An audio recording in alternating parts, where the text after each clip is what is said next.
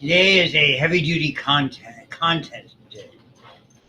So let us start with that. Today we really deal a great deal with the bacterial cell as much as anything.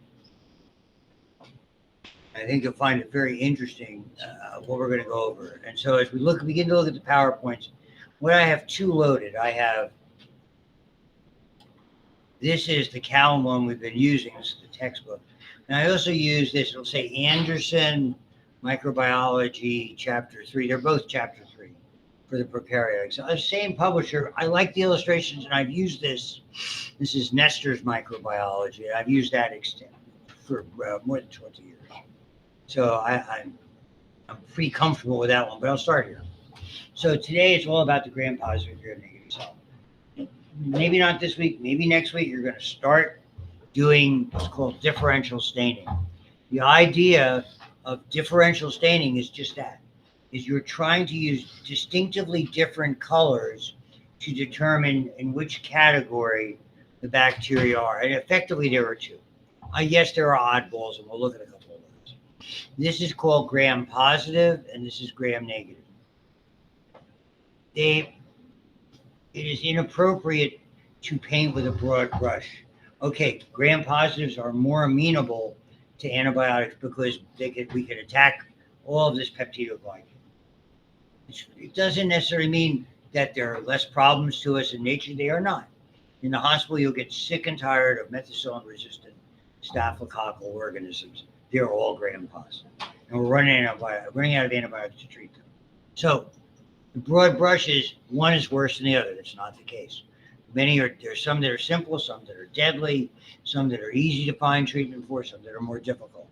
The gram-negative ones are much more complicated in finding therapeutics, and they have their own subset of problems. It doesn't mean that they're very we contend they're everywhere in our colon.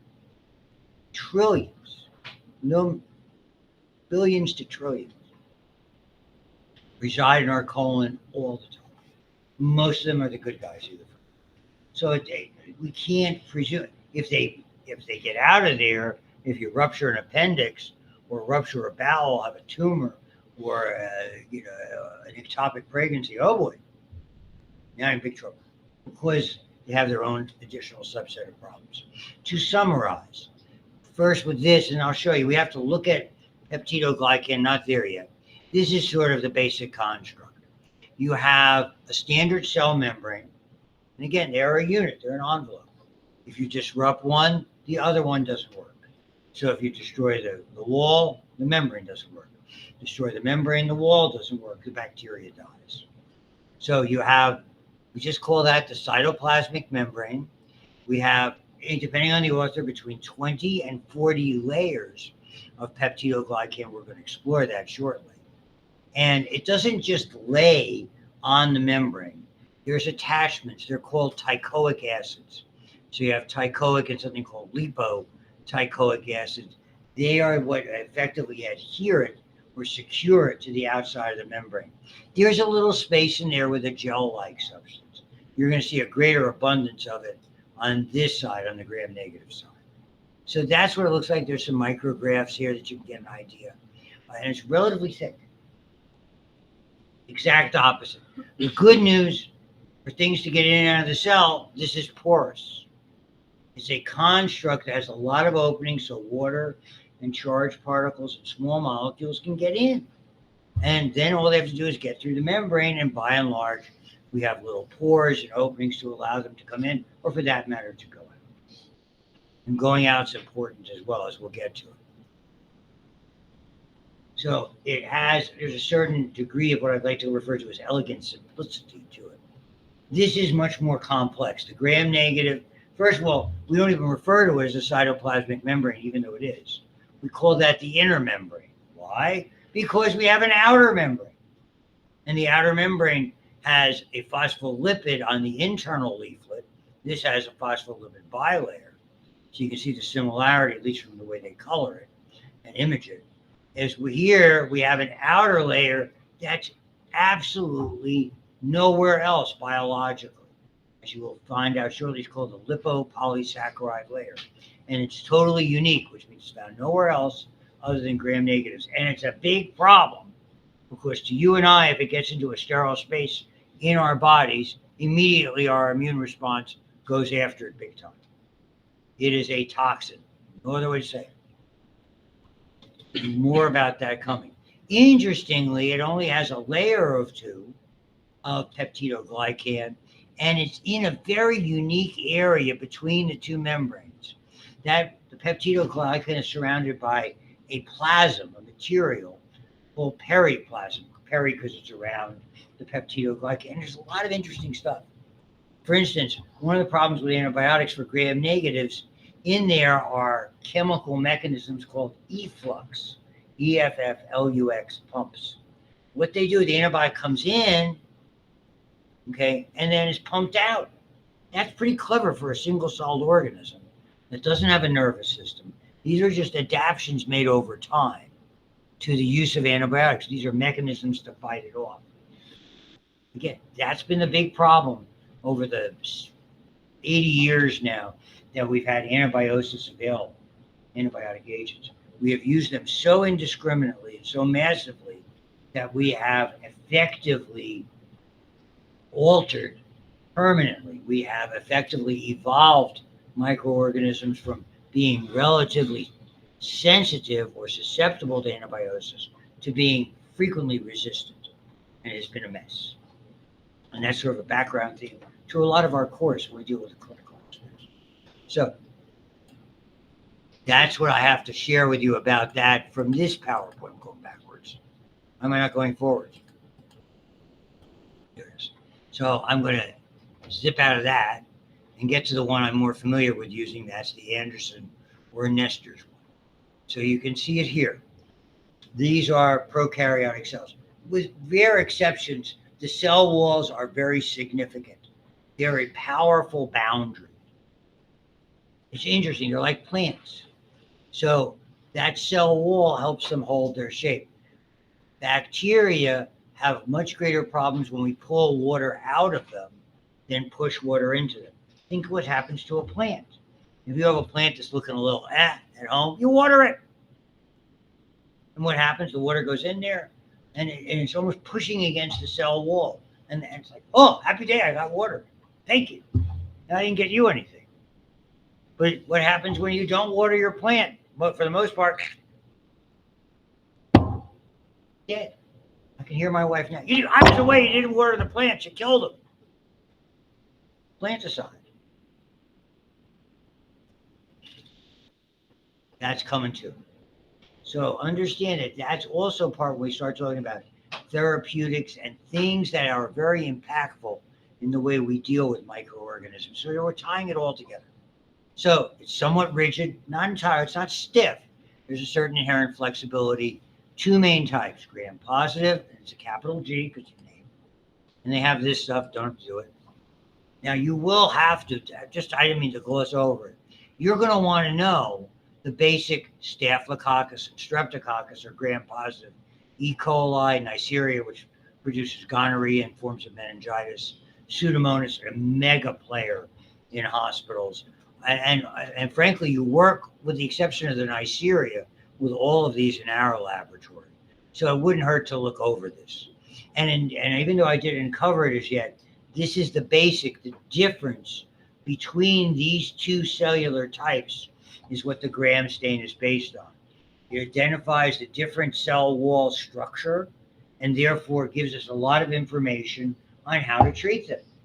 I mean, this is what we used to do. Patient would come to my office. The hospital was relatively close. You take and deliver to the hospital what was called a stat, which meant right away, gram stain. And so they culture and sensitivity. In other words, they'd identify it eventually and tell you what antibiotics work. But the first thing I wanted to know, is it gram positive or gram negative, and give you some information about it. Is it in clusters? Is it in chains? Is it in pairs? Or are there white blood cells? First thing, that gives you empiric evidence, and that's how you start to treat somebody. You now have tangible evidence. And why did you start, Mrs. Jones, on Keflex? Because, I had gram positive cocci and scattered white blood cells. Okay, Good enough. So you can't do anything so much, so to speak, by the seat of your pants.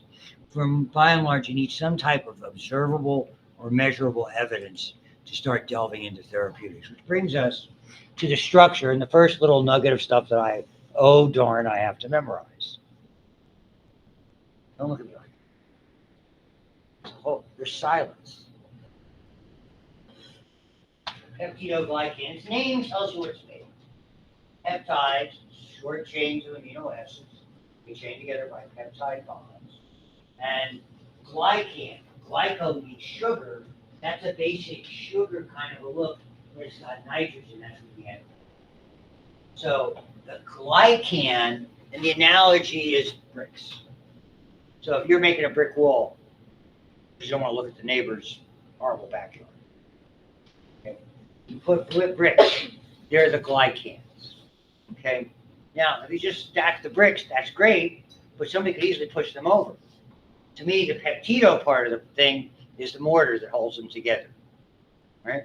They are interesting because those bricks, again, are porous and stuff can get through them, but it doesn't deter from their strength. So the glycans, and that's what the big N is for here, and you don't have to know the name. No N-acetyl-uranic acid or N-acetyl-glucosamine. But glucosamine should give you a clue. Nitrogenated carbohydrates, which they are all found in our connective tissue.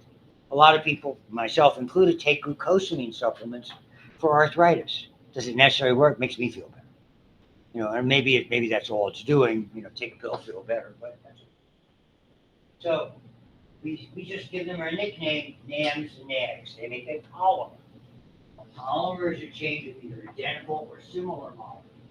You learned about them when you looked at cellulose, even a protein. Effectively, it's a polymer. You have repeat units that are similar. They're all amino acids. They're all chained together the same way. So here's the brick. Here's the brick.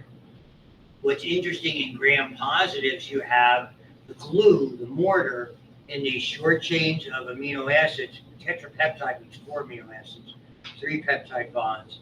And because we have multiple layers, 20 to 40, utilizes these interbridges for stability, which are also more amino acids.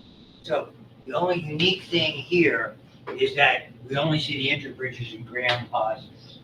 So the tetrapeptides, along with the interbridges in gram positives, hold them together and create this sort of biological wall or something.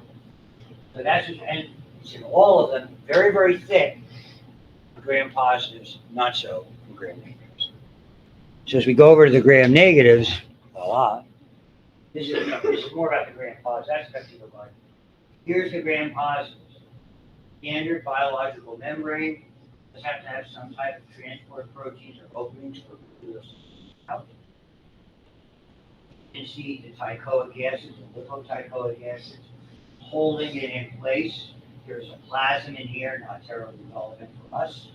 Just call it a cytoplasmic membrane, alternating ends, voila. So very simple, very efficient in what it does. So that's the easy one. Not necessarily easy if you get a staph infection, but easy in the sense that it's easy to understand what it is. Not so that monster. And immediately you see the distinction. 2 membranes. Membranes are boundaries. All we have is cell membranes. We have membrane-bound organelles. They isolate. Basically, they sequester things. Either hold them in or don't let stuff go in. Okay, I can deal with that. So you have, call it now the inner membrane rather than cell membrane. 1 or 2 chains, no peptide interbridges, thank you. The tetrapeptide groups of peptidoglycans.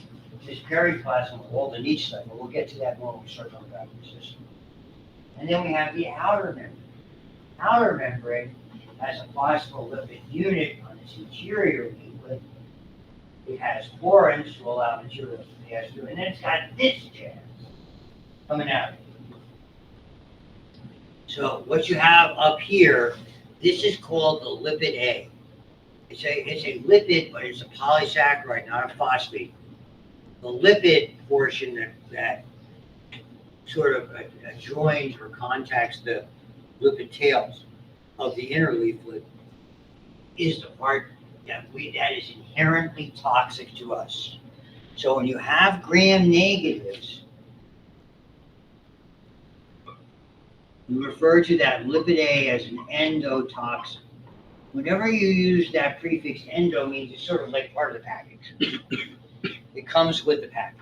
It's not something, we only see it in gram negatives, and it's always the lipid A. And even in minor amounts, we respond to it, but in sufficient amounts, it can be very, very dangerous. So, what a toxin implies that we're going to have an immunological response that potentially can be very harmful. How do bacteria hurt us? Gram positives and gram negatives produce, for the most part, bacteria do their damage, not all, by exotoxins. That's a bacteria, it doesn't matter if it's gram positive or gram negative, that spits out chemicals that damage stuff in us. So, where the endotoxin is only, and it's confusing because of the terminology for students, the endotoxin is strictly in gram negatives. Both can produce exotoxins, and frequently do. Maybe the most famous of the bad news gram negatives that you hear about, because we always get recalls around me. So, they recalled all this because it's got the killer strain of E. coli. That E. coli, it's got a fancy designation, we'll get to it. O157H7. Okay. That strain of E. coli, it has an endotoxin. What does its damage to you and I, to our gut, to our internal organs, is exotoxin. Much more so. We'll get to the rest of it in a second. So that's the critical point of understanding. And again, it's if we can't attack it by way of the peptidoglycan ordinarily, because it's very hard to penetrate the membrane. It's a boundary. So we tinker with antibiotics. We take antibiotics, and by definition, they occur naturally, either from other microorganisms. We harvest them. And in the laboratory, we play with them. We try to make them do more things. One of the things they do with penicillin, the original antibiotic that we discovered, was to make it more likely to penetrate this outer membrane. So they added an amino group, a group that has nitrogen base as a side chain to it. And we'll get to this when we do our antibiotics. And they created aminopenicillin. The name they gave it was ampicillin. Trouble with ampicillin, it's not so easy, not so well tolerated orally. Your stomach acid kind of destroys it. So they tinkered with it some more, called semi-synthetic, as we call them. Because they're semi, because you only do it in the lab, but part of it's naturally occurring. And they made orally active ampicillin. It's got an interesting name you probably heard, amoxicillin. Most people have heard of amoxicillin because if you're not penicillin allergic and an earache, you probably had it. Those pink chewies, the strawberry ones, love that. And so we're going to get more into that to understand what it does. So that was called extending the spectrum, or widening or broadening the spectrum. The spectrum of activity for antibiotics is whether it's great, does it attack gram positives or gram negatives or both. Broad spectrum ones, both. If it only just gram positive or gram negatives, inherently it's narrow. And we'll get more into that with that unit, which is a fun unit and very interesting. So that outer membrane, and particularly the outer layer of it, is called the LPS, or lipopolysaccharide layer, because it's not a phospholipid. It's a lipid with a sugar. It's the signal that otherwise sterile tissues in your abdominal cavity, in a joint, whatever, have been invaded. If it's tiny, you got a cut, you got some of them in a cut, you're going to have a reaction. Most likely you're a healthy individual with a small amount. And I'll say this 1,000 times during this whole semester. It's a numbers game. If you have a small number, you can handle it. If you have a big number or you're immunocompromised, now we have a problem. It's the whole idea. your general health. I mean, we all get sick, or if you have a pre-existing condition like diabetes, but your overall health are some of the things that really help you, particularly if you're going into a clinical field. If you're going to nursing, you're going to work around sick people. Shh.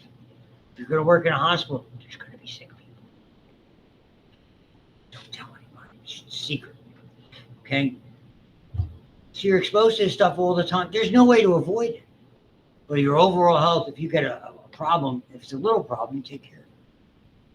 Believe me. So small levels elicit a response, basically your immune system eliminating it. We call it an endotoxin, as I said. Large amounts, deadly. They're not joking. Very famously, it's called gram-negative sepsis. When we get into definitions, which we will down the road, when you are septic, it means either viruses, bacteria, microorganisms, their byproducts, or your response has created a life-threatening situation. So when someone is septic, they're in big trouble.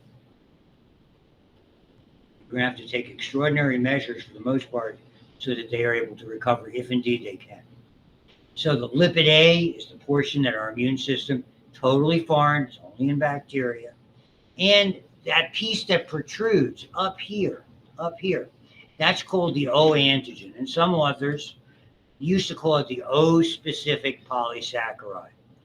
It's all about identification. That E. coli, O157H7, there's at least 156 other E. colis that have a different O antigen or O-specific polysaccharide protruding. So it gives you a clue. The H has to do with the flagella. There's an antigen on the flagella, which also can be measured. That's how, when we get a sample, so we hear that people are getting terribly ill, and maybe a couple of people tragically are dying or in the hospital from some tainted food. They grab the food, they test it in the lab, they do this, and once they see it's E. coli H7O157, big problems. And so, yeah, it's something you kind of take a look at. You'll probably talk about it a little bit in lab. The CDC, the Center for Disease Control, has a weekly online thing called MMWR, Morbidity and Mortality Weekly Report. And whenever if I look at an online site, whatever news site you use, if you use one, and I see something that says about a recall, I always look at it. I'm just curious. You know? So the outer membrane, very important. It does have to have pores, or what they call porins, for stuff to move. Okay? They have the secretion systems are part of it. That means that's spitting out those exotoxins. That periplasm, really significant with regard to bringing things in and pushing stuff out, and adaptations is made. Penicillin happens to prevent the cross-linking of those glycan chains, and it kind of gets in the way, and we'll talk about that as well. So there's a fair amount of it. So as you can see, derivatives, amoxicillin or ampicillin, and others, many others, have been developed that can cross. Lysozyme is something you have when you get to the immune system, and if you had the immune unit AP2 already, it's something you did. It's in your body secretions, tears, saliva. It's there to break apart a certain amount of, and we use it in the laboratory, but it's a certain amount of it that is broken down just because it's part of your inherent defenses. I don't want to go into the stain so much. The whole premise of the Graham stain was the doctor, Graham, he was convinced because of the way some things stain better than others, that there were two different types of things that stained without getting into cell walls. The hard part for him was if you used a blue dye and then a red, it looked red. If you used a red and then a blue, it looked blue. He had to find something to affix the first dye, so that and then take out whatever was left of the first dye and use the second dye, so he could get a picture with both colors.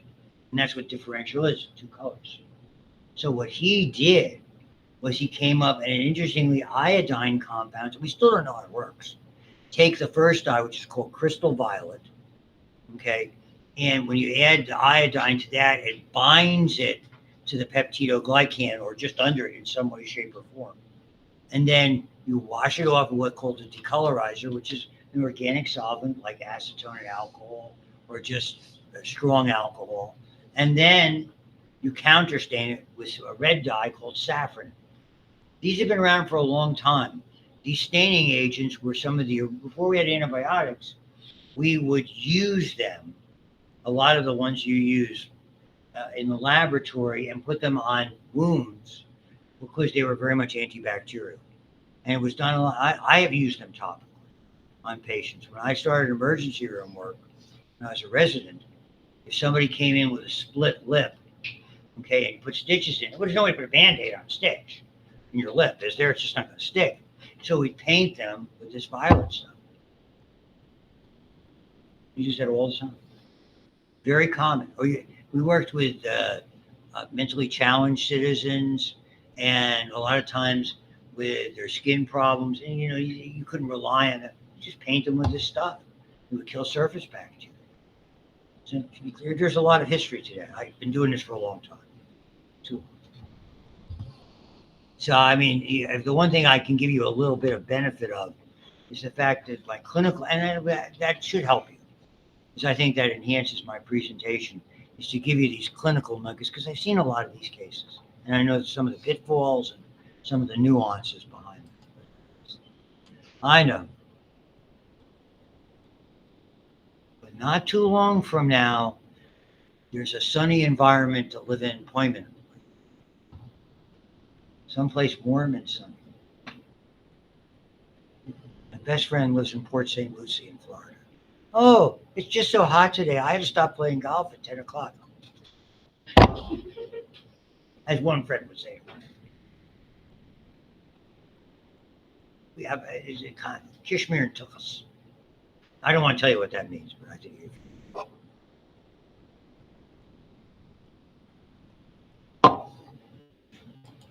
moving on. So it's all about the shape, and it plays a really significant role in its structure and its integrity. And what is great is this way, when there's too much water or not enough, the too much water, because it's like a plant, resists osmotic pressure.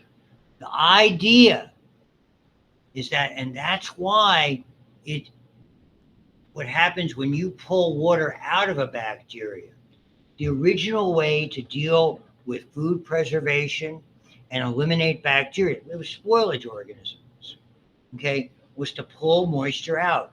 We called it curing. So, I mean, there's a lot of food products, if you're into interesting foods, that you get that have not been pasteurized, they've not been cooked, but they're consumable. That's because they've undergone a cure. So they use mixtures of salt and sugars, and they pull the moisture out, and the bacteria that are on it potentially die. So it's done all the time.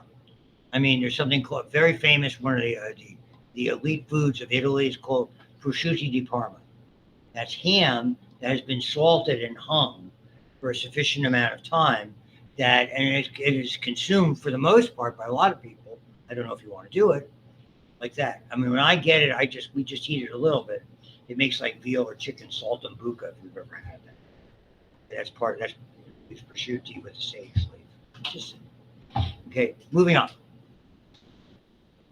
So that's one of them. And that's the derivation, if you did not know, of the word salary.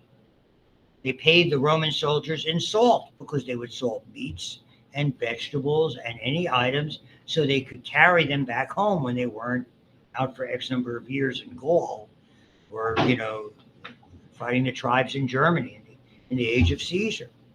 And that's where they derived the expression, if you did not know, called they were not worth their salt. Derivation of why we call it a salary. See? Doesn't that excite you? Learn something new every day. You could throw your friends and family, I know where salary came from. So, and it's the best target in the world. More than half the antibiotic prescriptions are written for cell wall antibiotics, penicillins, and cephalosporins. More about them coming.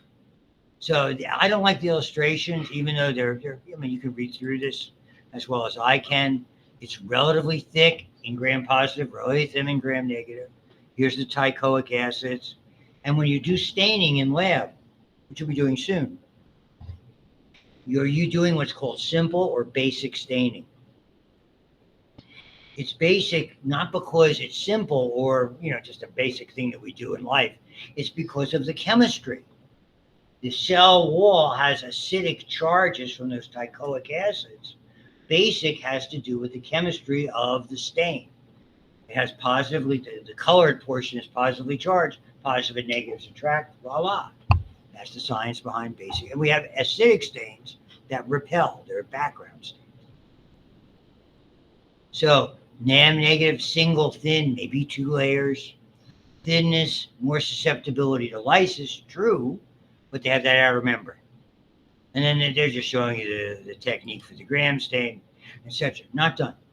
These are real problems.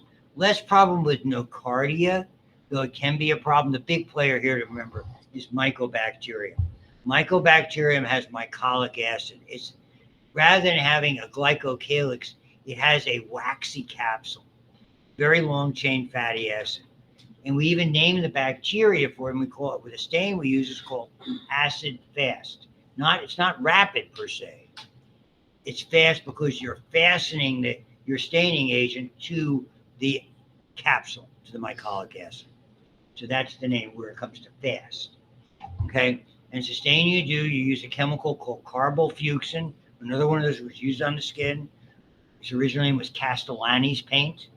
And you take that and you just kind of soak the bacteria in that, and you get rid of the color, and then you counter stain it with methylene blue, something you use in the lab all the time, and you get another differential stain. Why is it important? 2 diseases. One, a real problem. The other, historically a problem, but not so much a problem in this country. And it's called Mycobacterium. The main player, Mycobacterium tuberculosis. The other one, Mycobacterium leprae, the cause of leprosy. If you did not know, there's only one place where leprosy was never very high in my clinical career. I saw one patient with leprosy who was a GI who was done in 1976. I was doing a rotation down in Richmond at the Vets Hospital. And he had come back, on his way back from Vietnam, they stationed him in Africa, and he picks it up in Africa. And he didn't have like the stuff that you see biblically with parts falling off. It was affecting his nerves. And our treatment we're diagnosing based on nerve conduction studies and things like that. That was pretty interesting. But tuberculosis is a big problem, particularly now. Okay, and it's all because of that waxy capsule, because your immune system can't get a hold of it very easily. Very resistant to antibiotics. You have to use multiple antibiotics. We talk a lot about that with your respiratory diseases. I don't really want to get to the archaea so much about that. Mycoplasmas, particularly this is a real problem. It was called walking pneumonia, not so much because of campuses, but the people at greatest risk are military recruits in barracks. And that's where it got its name, walking pneumonia. They got sick, but they could still train. So it wasn't like they thought it was the flu, but it was a mild presentation, a low-grade fever, maybe some coughing, and it persisted a long time. It wasn't got sick and then got better like that. And also students in dormitories. Now, I don't know how you do it today. I mean, but the dormitories were not, you had probably less safeguards for a long period of time. So they don't have a really organized cell wall. With our cells that don't have a cell wall, we use sterols. So and the one we use is cholesterol. That helps to stabilize our cell membrane because we don't have a wall. Plants have sterols. A lot of times they're beneficial health-wise from certain plants that you ingest. Fungi, which are a eukaryotic cell, utilize ergosterol. Ergosterol or ergosterol is the target for antifungals, whether they're creams or oral agents or injectable agents, because we don't have it in our cells. The trouble is, they're similar to our cells, so we have a fair amount of side effects. But in the old days, and I'll go into a little bit when we do antibiotics, we also do antivirals and antifungals, and you'll learn a little bit about the history of it. We have some good ones today that are there and are active topically and orally. They're easy to acquire comparatively. So we called it walking pneumonia because it was not so bad. I don't know a lot about the L forms. That's an oddball. I was reading an article about we're seeing a lot of people with persistent infections. Now, I don't know if it's something that's just gotten studied post-COVID. and it may be related to this, where, that a lot of physicians are commenting about these long-term problems they're having with people that are resistant. It's not necessarily life-threatening, but it's complex. So again, the gram-negative, the specialized LPS, lipopolysaccharide layer, that's there, the endotoxin. The only way it has to have these special porine proteins, channels. The cytoplasmic membrane, where there's the inner membrane of gram-negative or any membrane, same. We have membrane-bound organelles, energy transformations in the mitochondria, Golgi complex, smooth and rough endoplasmic reticulum. Bacteria don't. So they have to utilize their cell membrane for energy, for nutrients, stuff that we would do in other spots. We don't do that are there. And again, the outer membrane again, the resistance. To me, alcohol swabs have a limited. If you have an instructor and you're going to give an injection or start an IV, they're going to want you to use an alcohol swab. I think you can use soap and water just as effectively. In the absence of that, you could just use any water or any salt. Okay. The alcohol, as you'll learn, has works very rapidly and disappears very rapidly. That's the good news and the bad news about alcohol. But again, if you have a nursing instructor and they say, Dr. Stein said this really doesn't do anything, don't say that. They say it's really important to use the alcohol. You go, yes, thank you for pointing that out. So it works. Trust me. Please.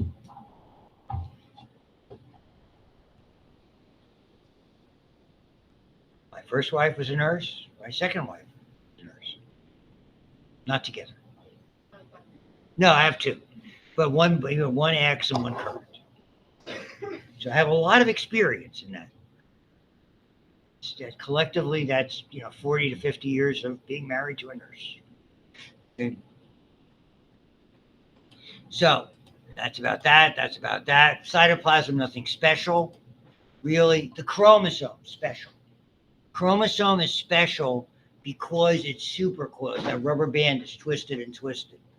It's held together by this coiling in a compact area called the nucleoid. You'll see some images about when it explodes, how you could literally take the DNA and wrap it around 1,000 times around a bacteria. The plasmids, those are the ones we use for genetic engineering. We spend a lot of time in genetics about them, are useful but non-essential. They can disappear and they can come back. The bacteria can survive. The difference is, in certain populations, it confers sometimes toxicity, frequently drug resistance. A lot of this is plasmids moving around. The way we think that MRSA and more severe things have developed have been from movement of plasmids.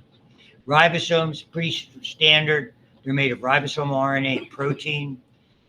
There are two units that basically do the protein synthesis. The interesting part is when they come together, it reduces their density. So 30 and 50, in this case, don't make 80, they make 70. Our ribosomes are 80, except inside the mitochondria, where they're 70.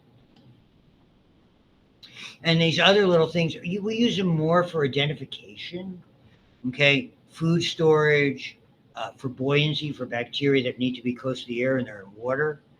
There's little bits of iron or magnetic particles in exotic bacteria.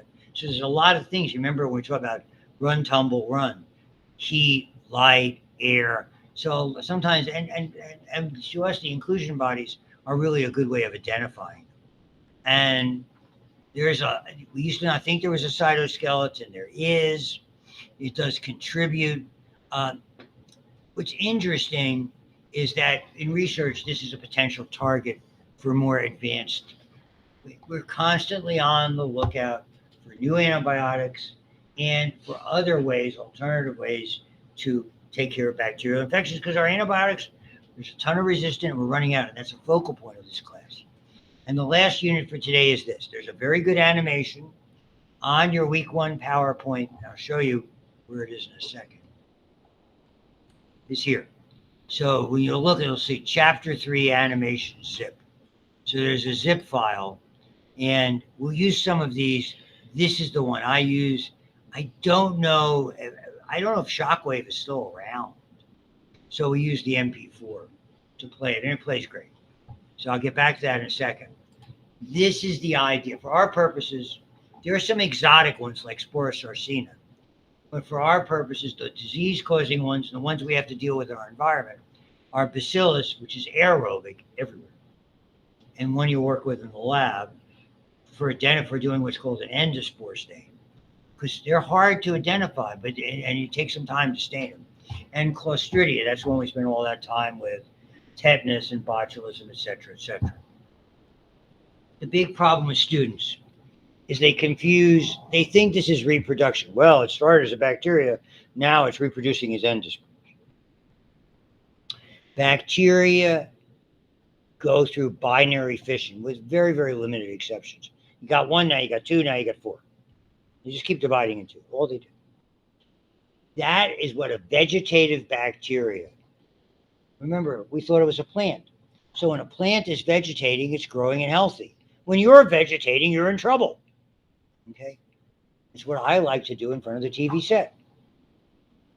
Just bring me a drink. Can I go to the bathroom by remote control, please? Yeah. I watched sports from 6 in the morning till 10 at night yesterday.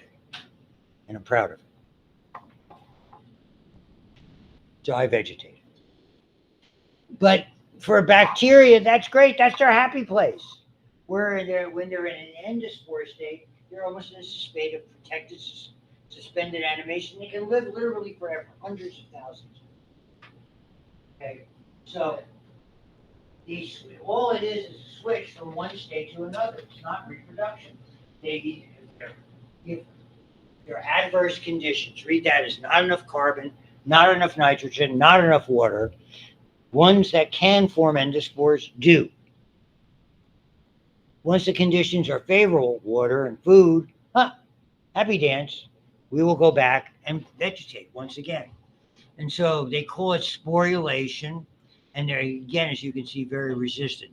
Here's the animation. We'll look at it, and it really is like the last thing we have time to do today. But I do want to get it to you so you can see it. Spore-forming bacteria grow as vegetative cells and divide by binary fission when nutrients are available and environmental conditions are not adverse. When nutrients are depleted or conditions become adverse, spore formation is initiated. The DNA condenses and aligns itself in the center of the cell. The vegetative cell is now referred to as the mother cell. Next, the DNA divides into two complete copies, and the mother cell membrane invaginates to form the developing forespore. The mother cell membrane continues to grow and engulfs the developing spore. The developing spore is now surrounded by two membrane layers. Next, peptidoglycan is laid down between the two membranes of the developing spore to form the cortex. Picolinic acid is formed inside the developing spore, and calcium enters from the outside. As calcium enters the spore, water is removed. A protein coat forms exterior to the cortex, and the spore becomes mature. Some spores form an additional layer called the exosporium. A mature spore is resistant to environmental conditions. Finally, lytic enzymes destroy the mother cell, and the mature spore is released. So I'll walk you through that and give you some highlights. So this is a very good look at what bacteria really do. They divide into, normally, vegetative bacteria, two identical copies, identical amounts of cytoplasm, et cetera, et cetera. The ones that can form endospores, and these are all gram-positive rods, and that's one of the tests we do to distinguish. Once you see a gram-positive rod microscopically, the first thing you want to do is, does it make endospores or not? That's how we classify them. Again, it's a biological barcode. Is it gram-positive, gram-negative? Is it a rod or a cocci? Does it make endospores? Is it aerobic? All those things. That's how you figure out what it is. So under adverse conditions, we'll focus on one. Those were vegetative. Now, adverse conditions, it divides, but not symmetrically.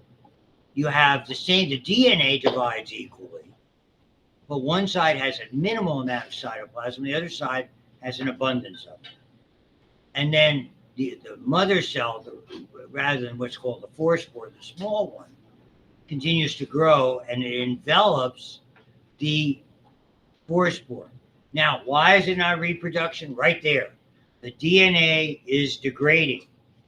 So you don't have, it's not like you have two new ones. You have one set of DNA, it's just transforming. Now, in between those two membranes, peptidoglycan, and eventually it'll be gram positive. So that outer membrane is not the same thing as we saw in a gram negative cell. And then inside it begins to synthesize or make something called dipicolinic acid. It's a chemical that attracts calcium. So what do you want to do when you want to harden something? Calcium, like bones. And it spits out water. Effectively, it dehydrates it. You want to think, we have a food dehydrator we use a lot at home. If we have like stuff that's been sitting there for a while, we didn't use it, okay. Slice it up, we'll dehydrate it, you can always reconstitute. See, there's some stuff where people who go camping and backpacking use those things all the time. So now that's called the cortex, the peptidoglycan. Then additional protein reinforces it. There's the calcium in and water out, reinforces it. Then sometimes there's an additional layer on it, depends on what species it is. And what you'll see when you do is in the lab is that these cells burst eventually, and you're as likely to find endospores in a cell as out of a cell that are there. And that's really the saga of the endospore.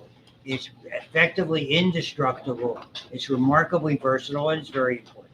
So I'll leave you with that. So we have hardly any time left. And we'll see everybody on Wednesday.